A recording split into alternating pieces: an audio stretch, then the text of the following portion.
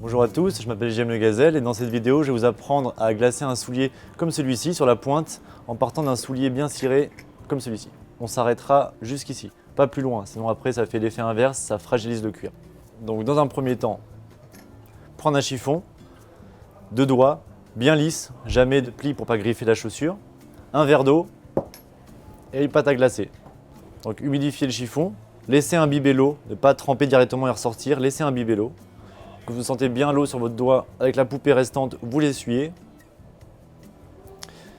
Vous sentez si c'est légèrement humide, c'est très bien.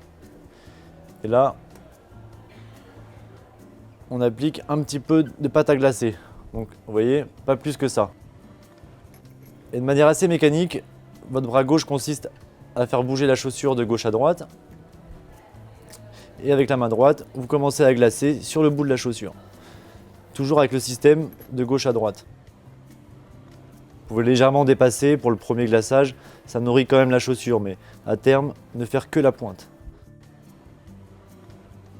L'eau et le cirage vont créer une émulsion qui va permettre d'avoir un côté miroir sur le bout de la chaussure. Donc sur un soulier neuf, il faut compter à peu près 3 à 4 fois sur la pointe de la chaussure pour pouvoir avoir une brillance assez visible. Pour un soulier neuf qui n'a jamais été glacé, il faut compter à peu près, je dirais, un quart d'heure maximum par pied. Mais par la suite, simplement pour l'entretenir, il faudra compter à peu près 5 minutes par pied. En sachant que un glaçage est éphémère, donc le moindre choc ou griffure va marquer. Mais à la fois, ça protège votre soulier. Je vous conseille de le faire au moins à peu près une fois par semaine pour ceux qui alternent et qui changent de soulier assez régulièrement. Donc comme vous voyez, ces légères auréoles de la buée, ça permet d'atténuer toutes les marques et d'avoir une brillance tout de suite plus rapide. On laisse reposer après le premier quelques minutes. On s'arrête. Vous voyez que la brillance commence à se faire. On recommence l'opération. Vous voyez que mon chiffon, ça c'est bon signe. Quand vous voyez le contour du rouge, mais que vous voyez le chiffon qui reste blanc, c'est-à-dire que tout s'est déposé sur le soulier.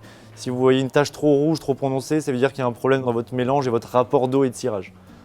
Pas hésiter à mettre des tout petits temps de pause entre chaque passage. Donc là on s'arrête, on laisse un tout petit peu sécher, quelques secondes, un peu de buée, et on est reparti. Finir en légèreté en espaçant le mouvement. Là on commence à avoir un niveau satisfaisant au niveau de la brillance. Toujours un temps de pause, on laisse reposer quelques minutes. Je vais commencer donc la troisième couche qui va amplifier encore ce côté miroir au bout de la chaussure. Je pense que le top pour avoir vraiment un miroir un peu ultime, c'est 4 couches. Mais déjà au bout de 3, il y a un super rendu. Ne pas hésiter aussi à taper contre la trépointe de la chaussure, ça aura tendance à cirer cette partie-là. Vous remarquerez que j'ai pas remis de cirage sur le chiffon, je continue à tourner à vide, on va dire. Troisième phase terminée, une dernière de plus permettrait d'avoir un côté vraiment laqué miroir. Vous voyez bien la différence entre un soulier non glacé et glacé. Pour les puristes, je vais vous apprendre une petite technique en plus qui consiste à mettre un peu plus de volume dans la chaussure grâce à une pâte à glacer un peu plus sombre. En l'occurrence, je prends du noir. Toujours même technique. On humidifie, on éponge, sachant que les pâtes à glacer ne teintent pas. Ce sont des nappes successives qui vont faire une profondeur. Toujours à peu près la même dose. Sauf que là, on va cibler, tourner sur la pointe, mais de façon latérale en fait, sur les côtés. Toujours commencer des côtés et de l'avant, et plus on avance, plus on espace le mouvement et on passe sur la pointe en entière. On vérifie qu'il n'y ait pas trop de traces. Le moins de mouvement possible, on uniformise le tout, et c'est fini. Vous verrez une légère différence, un tout petit peu plus foncé sur le bout de la chaussure.